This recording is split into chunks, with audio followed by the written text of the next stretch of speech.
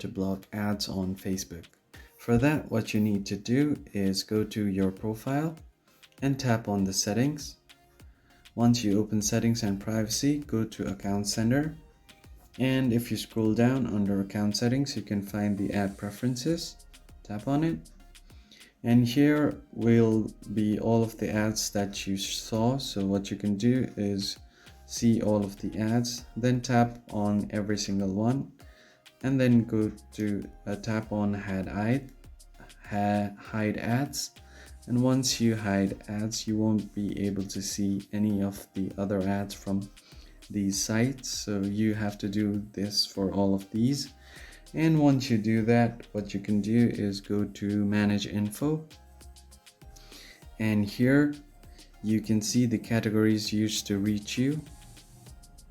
From here you can tap on every single option and set it to no, like so,